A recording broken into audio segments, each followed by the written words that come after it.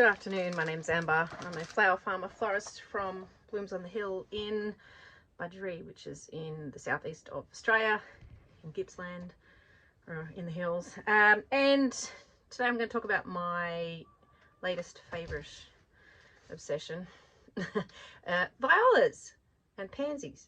So I grew some last year because I mentioned in my last video with a seed subscription, I got some viola seeds, which I'm pretty sure were a crystal black, so literally a black flower, and I just sowed them in a pot, so not a seed tray. I didn't go crazy, I just put them in a pot and they came up beautifully and they flowered beautifully, and I just had them sitting around in pots and they looked really nice, and I thought these are really sweet. But I didn't start this obsession, as you get obsessed with things, until this year, until recently. Now my mum gave me for my birthday, which was in March, she gave me a flower book. Amazingly, she gave me one that I didn't already have, because I have about 1 billion flower books, so that might be another clip is like a book review on all the millions of books I have.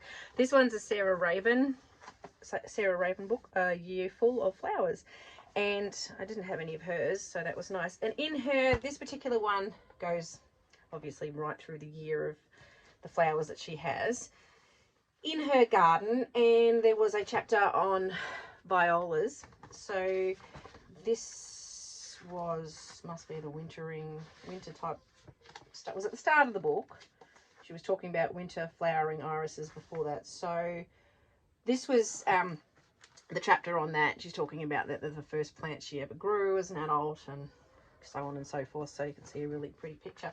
And the picture that really grabbed, I mean, look at these. Look how beautiful they are.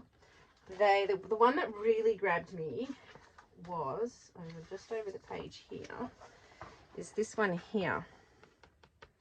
Okay, and that one is Apricot Antique. And there's so many seeds, like flowers and seeds and things, that you see in pictures of books that are come from the UK. Obviously she's in the UK, and then like lots of floret stuff, and we just can't get them in Australia. A lot of seeds we can't get here, and it's quite frustrating, particularly with dahlias too, because you see all these lovely dahlias that you love and you just can't get them. So as I was talking about with the seeds, we have a really strict biosecurity laws, so you know, things just, anyway, I can get that one. So I managed to get them from, and I did talk about it in my seed video, but I got the antique apricot from Wild Violet Flower Farm, and I also saw that she had the antique pink, so I grabbed that as well. And I did a later order just recently, and I got one called Tiger Eye, so that's got a lot of stripes. It's more sort of orange with dark, like a brownie kind of stripe through it, so I haven't even sewed those ones yet. I also went a little bit crazy, and well, I also a while ago ordered these from Jardin de Fleur, which is a viola obsidian princess. Now I spoke about this one the other day. Now I've actually got that in the tray here, and I've had zero germination. It's just sitting there actually going a little bit moldy on the top, which is a bit sad. It's got like when they get that little green going, nothing's happened in there. Now with the antique pink, this is the second tray I've done of this one, and I've had more success.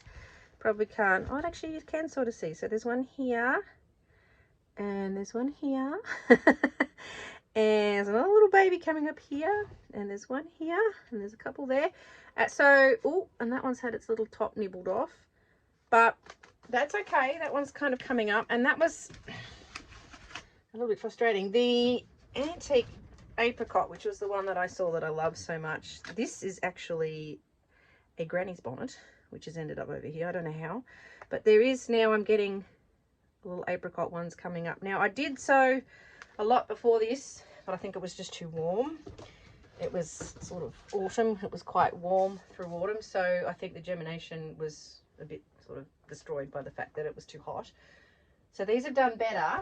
That first lot I did manage to get some of these antique pink, so I've got a handful of these there, which is good.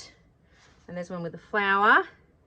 which has been nibbled. So I've discovered that slugs and snails like flowers. So this one will have to come out of here because it's just going to get munched on. And I've got another one that has so much to fall over in my greenhouse. There's another little flower coming here. So they look actually more purpley than pink at this stage. But anyway, that's those. So they've been fantastic. I love those. And I also bought some more little seedlings in a big tray, and then I split them all up and potted them on. So for the moment, they're just sitting in here. This is one I bought. Actually, I think that was the same lot that I bought. A little frilly one. So they're really, really sweet. And I've got some indoors too. I put them in an indoors pot, and it's sitting on my shelf. So they like lots of light, but they don't like heat. So I've done a little bit of research, and I actually wrote some information down because I thought it might be interesting to learn about them. But you've got violas and pansies, and aren't they the same thing? Well, the viola is the family, so pansies come over under the heading of violas, but they are different. Okay, so your pansies are bigger, the flower head is bigger, and the violas will have 2 petals pointing up and 3 petals down. So this little fellow here, well, he's smaller, so he's a viola, but he'd have 2 petals up and 3 down. With a pansy, they have 4 petals at the top and just 1 larger one at the bottom. Okay, everything about them, the pansies is bigger, so the leaves are bigger and the flower is also bigger. So the pansies are derived from violas, so yeah, technically they're all violas and just in that family. Okay, but not all violas are pansies. Right, okay, it's starting to get confusing. Anyway, the violas, you'll have more flowers, okay, per plant. And look, and they can also, look, they're used for medicinal purposes, they're used in food. Apparently they're good for skin conditions, so things like eczema. There's about 500 different species. I find that quite interesting as well. So you can start them in winter and have them indoors.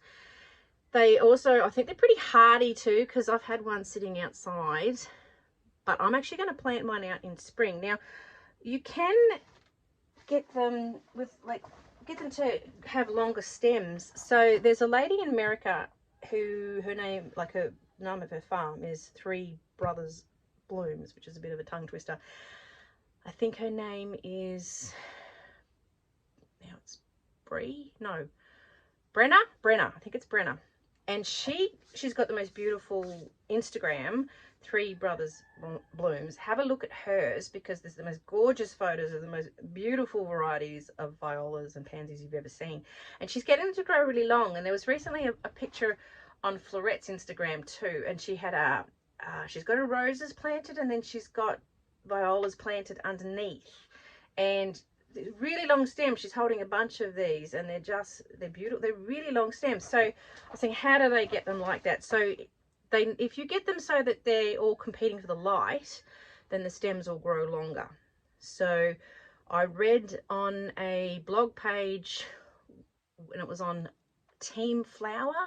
So it's another American thing. I think they have podcasts, and anyway, there was a blog site, and it was a particular article that was done by this Three Brothers Blooms lady, and in that it was talking about if you plant them alongside other plants, and the suggestion there was alongside sweet peas, so that can encourage them as they're reaching up for the light to get those stems a bit longer. So I'm going to do that because I do have a long row of sweet peas, and there's a gap in the front, so it's just sweet peas in this bed, and then there's my little netting trellis going on.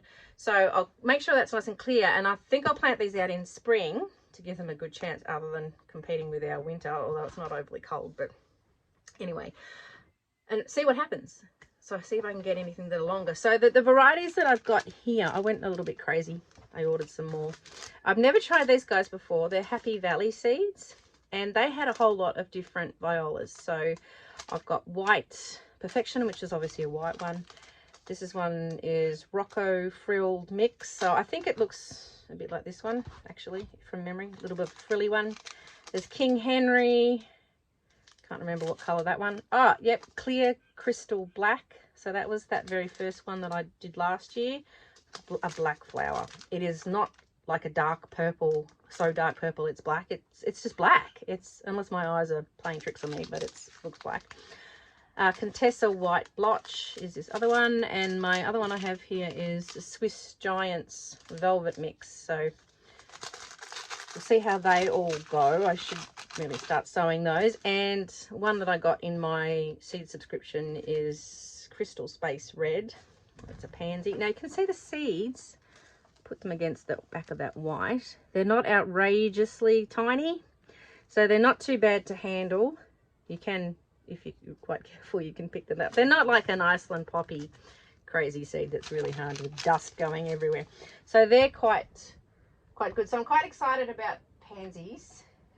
I thought the other thing about pansies is interesting is the history. My mum also gave me this book for my birthday, The Language of Flowers, and it's just got lots of little written things about, and drawings about different flowers, you know, like, well, you know, the language of flowers, that they have flowers that represent love and other ones that represent death and exciting things like that. So there's one on pansy, and because it was very much a symbol in the Victorian era, so you might see a lot of pictures, or ladies that did embroidery, and pansies and violas were sort of a big thing. It's saying in here, the pansy and the emblem assigned to it were of great appeal to the Victorians, who saw the flower as embodying the virtues of tender attachment, concern and compassion, the natural qualities of a woman's heart. So very old-fashioned, that whole idea too, which is lovely. And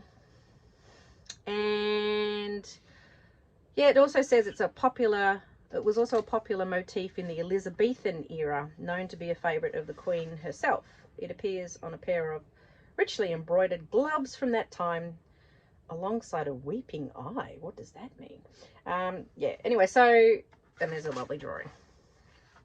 But I think that's really sweet.